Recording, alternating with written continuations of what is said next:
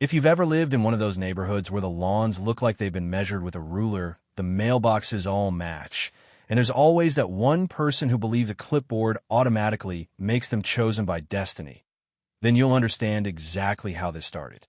I wasn't trying to pick a fight. I wasn't trying to make a statement. I just wanted to float quietly in my backyard pool, let my mind go still for a bit, and remember that life can be soft when you give it permission to be.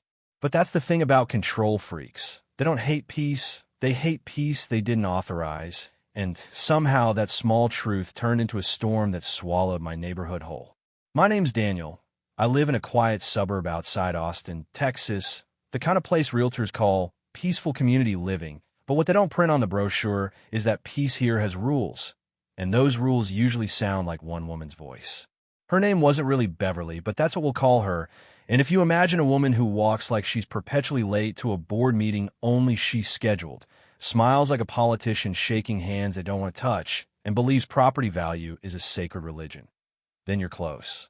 She ran our HOA like a tiny monarchy, and honestly, most people just stayed out of her way. Now here's where I probably messed up in her eyes. I built a pool. A real one. Permits approved, inspections passed, insurance updated, everything neat and boring and legal. I wasn't throwing parties. There wasn't music blasting. Half the time, it was just me floating there staring at the sky. Try to remember the version of myself that wasn't exhausted. But Beverly? She saw water, and what she really saw was something she didn't control. And once a person like that decides you're a problem, they don't argue with facts. They argue with persistence. It started with emails, the polite kind that feel like a slap with a lace glove. Subject lines like friendly concern or community harmony reminder. She complained about light reflecting off the water, about disruptive splashing sounds, about theoretical children who might drown even though none ever came near my yard. I reminded her gently that my property wasn't inside HOA jurisdiction, and she smiled in that way people smile right before they decide to make your life administrative hell. Then came inspectors, noise complaints, notices taped to my gate like scarlet letters. Not quite binding, but loud enough to wear me down. And the part people don't understand is harassment doesn't have to be violent to hurt. It just has to be relentless. After months of breathing and stress with every sunrise, a city mediator suggested I temporarily shut the pool down until things were clarified, and I agreed. Not because I was wrong, but because I was tired. So I drained it, locked it, covered it. And Beverly celebrated like she'd saved civilization. She sent neighborhood emails about protecting standards, walked past my house with that victorious tilt in her walk, even leaned over my fence one morning and said, "See, nobody needs a pool here." And I just smiled because by then I'd learned something. Beverly didn't hate pools. She hated watching someone else enjoy something she couldn't control. And if you give a controlling person silence, they fill it with fantasies. And sometimes those fantasies get so loud, they build themselves into reality. Months later, my quiet yard stayed quiet, but one morning the sound of machinery rolled through the neighborhood like thunder that forgot how to whisper. I followed it with my coffee still in my hand, and there it was, Beverly's house surrounded by trucks, backhoes tearing into her lawn, concrete mixers ready to spin a dream into existence. She wasn't just building a pool. She was building a monument to control, bigger than mine, flashier than mine, the kind of pool that says, "Look what I can do." No permits posted, no fencing, no paperwork, just confidence. Neighbors whispered, curious, amused, annoyed. Beverly called it a wellness feature approved by the board. And the funny part is the board was basically just Beverly and two friends who owed her favors. I could have shouted, argued, confronted, but here's the truth. I didn't want revenge, I wanted clarity. So instead of yelling, I documented. Dates, photos, emails. Every smug response she sent denying my request to reopen my pool for community consistency. And that's when I stopped feeling tired and started feeling patient. Because sometimes justice doesn't come from shouting at someone. Sometimes it comes from letting them build the stage themselves, nail in every board, decorate it beautifully, then calmly invite the world to take a look at what they've done in the light. And honestly, if the story had ended with hypocrisy, maybe we could have laughed and moved on. But Beverly wasn't just arrogant. She was reckless. And that recklessness was about to crash into something a lot bigger than ego. Something with laws, city seals, and signatures at the bottom. That's where part 2 begins, when I finally stopped letting Beverly define the rules and decided to play by the real ones. So here's where everything quietly shifted from annoyance to something that felt heavier, more deliberate, like the universe was clearing its throat. While Beverly strutted around town like a queen unveiling a new palace, I sat at my dining table one evening with a folder spread open in front of me. Not angry anymore, just focused. You know that moment when you stop reacting emotionally and start thinking in straight lines? That's where I landed. I didn't want to destroy her. I just wanted the noise to stop, the hypocrisy to end, and maybe, selfishly, I wanted to breathe again without feeling like someone was constantly tapping legally questionable fingers on my shoulder. So I made an appointment with a property attorney. Not some get-him bulldog, just a calm, quietly confident guy named Mark, mid-40s, soft voice, the kind of person who doesn't waste word because he knows he doesn't need many. I laid everything out on his desk like cards in a game I wasn't sure I was allowed to play.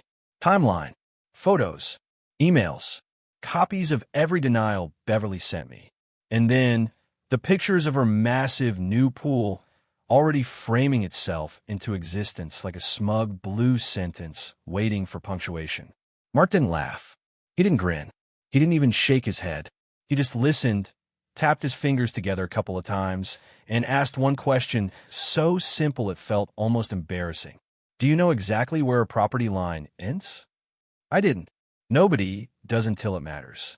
So we ordered a land survey. 2 weeks later, I stood in Beverly's cul-de-sac, pretending to admire my phone while a survey crew walked her yard, bright orange flags popping up like tiny exclamation points in her pristine grass. If you've never seen arrogance slowly realize it might have boundaries, let me tell you it's something. The lead surveyor walked over, pointed, and said casually, "Yeah, that structure crosses into the utility easement. Significant intrusion. 8 feet. Her giant ego-shaped monument to control was sitting on land that wasn't just hers. And that easement, here's the delicious part, was legally tied not only to city utility rights, but also to adjacent parcels, including mine." Mark smiled for the first time when I brought him the results. And it wasn't a vindictive smile. It was the smile of a man who'd seen this kind of pride collide with paperwork before. We didn't race into court. We didn't file a complaint yet. We asked questions first, sent a formal inquiry to the city. Was a massive, unfenced, uninspected body of water built illegally inside a recorded easement a problem? They responded in writing. Absolutely. Significant safety concern. Potential drainage hazard. Structural risk. Non-compliance confirmed. Meanwhile, Beverly doubled down. That's the thing about people convinced they're untouchable. When reality taps them on the shoulder, they don't turn around. They speak louder. She sent another email denying my request to legally reopen my pool for the sake of neighborhood consistency. I thanked her politely. I asked for written confirmation. She replied in minutes, confident like always, because when you've lived long enough above consequences, you forget they exist. And that was the last piece we needed. Mark filed for a temporary abatement order, not to demolish, not to humiliate, just to restore the easement to a safe, neutral, reversible condition. Fancy legal words meaning. This pool cannot legally function, and the area must be made safe and compliant. A judge signed it the same afternoon, like it wasn't even a close call.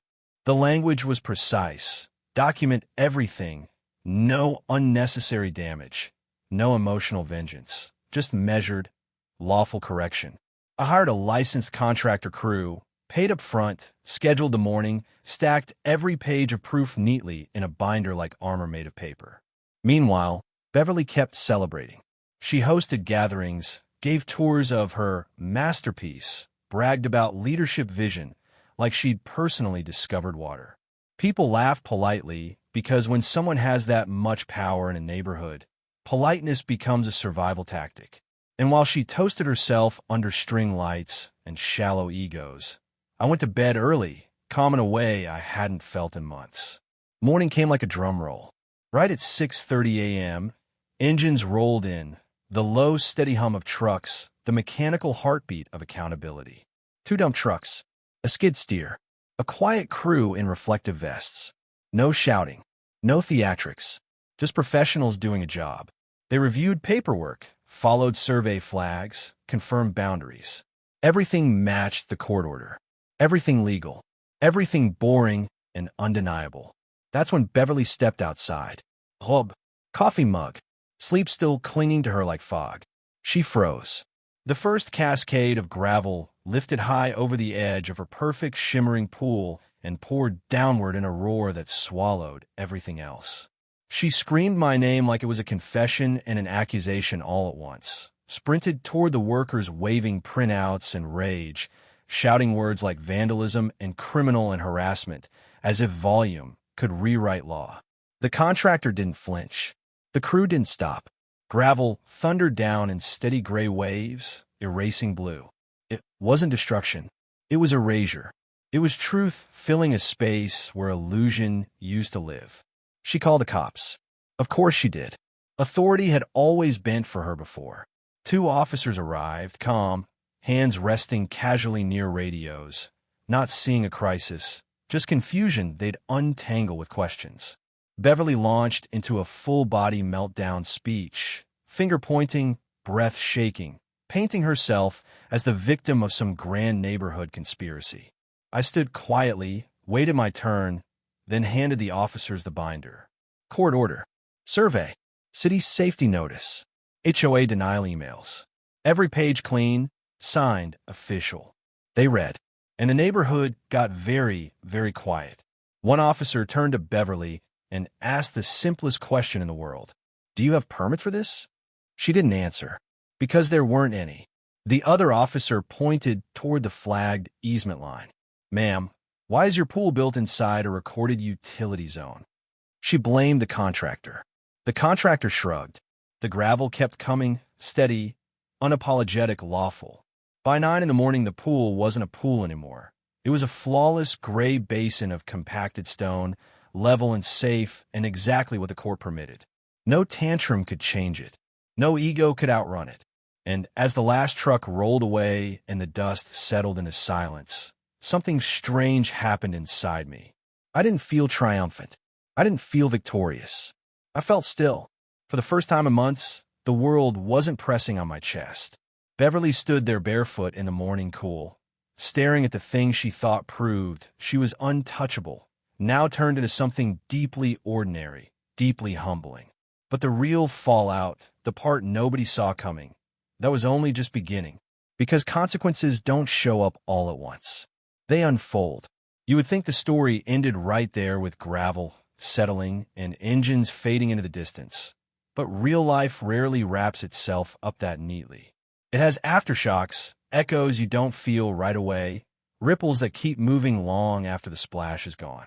And in our quiet little neighborhood, where gossip travels faster than mail, those ripples turn into waves pretty quickly.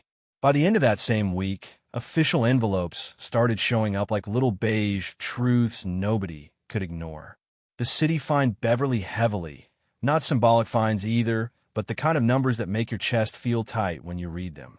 The order said the gravel had to be removed only after full approvals, engineering assessments, and compliance procedures were met. The irony was brutal. The only way to fix what she had done would cost her far more than doing it right in the first place. And even then, approval was not guaranteed. Whispers turned into meetings. Meetings turned into outrage. People who once smiled stiffly and nodded whenever Beverly spoke were suddenly reading financial reports instead, asking questions they should have asked years ago. You could feel the temperature of the neighborhood change. For the first time, she wasn't the force pointing fingers, she was the one under every microscope. Then the worst truth crawled out into daylight. HOA funds had helped pay for that pool. Not rumors, not speculation. Numbers, checks, authorizations written so casually you would think other people's money was just paper she could bend into whatever shape she wanted. I heard about it during a small gathering at a neighbor's house, the air thick with shock, anger, and something that felt like betrayal finally admitting its name. Beverly had always preached about responsibility, order, unity, property value. And somewhere along the way, she convinced herself those words exempted her from living by them. A special meeting was called. Quiet invitations. Closed doors. Voices raised but tired, not dramatic. When Beverly walked out that night, she wasn't HOA president anymore. She wasn't anything powerful. She was just a person who went too far and finally ran out of ground to stand on. And in a strange way, watching her shoulders slump for the first time made her look human, not like the force of nature she had pretended to be for years. Maybe that was the saddest part. Weeks passed. Life moved. Kids biked again. Sprinklers came on each evening like nothing had ever happened. Meanwhile, her former pool just sat there, this strange, silent monument to stubbornness, filled with gravel and regret. And every time Beverly walked past it, she walked a little faster, like the sight of it whispered something she didn't want to hear.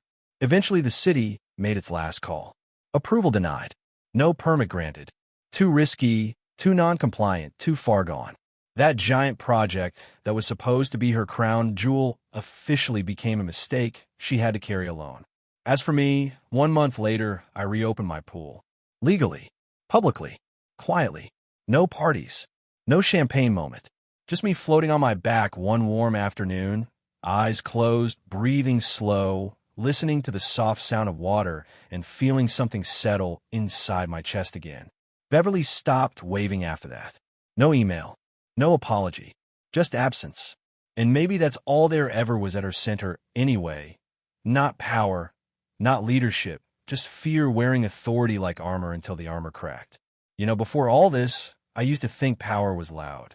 I thought it belonged to the people who spoke the most, demanded the most, and forced the most rules. But standing there watching gravel pour and paperwork speak louder than shouting ever could, I realized power is quieter than that. Real power is patience, documentation, boundaries, knowing when to stop reacting and start trusting the slow turn of consequences. In the end, nobody wins in a situation like this. Not really. A neighborhood loses trust. A person loses their illusion of control, and you're left with lessons instead of trophies. But maybe that's enough. Maybe that's what justice looks like in the real world. Not fireworks, just accountability finally catching up at a walking pace. And here is where I'll leave you with this. Was she a villain? Or was she just someone who believed in control more than she believed in accountability? Someone who finally hit a wall made of her own decisions? Do you think what happened was fair? Or do you believe it went too far? If it were you, would you have done the same? Or walked away sooner? Tell me below. I really want to know what you think. If you've ever dealt with an HOA nightmare or someone who abused their tiny slice of power, share your story, hit like, and let's talk about it. Because sometimes the only way to make sense of these messy human situations is to tell them out loud and see what they mean together.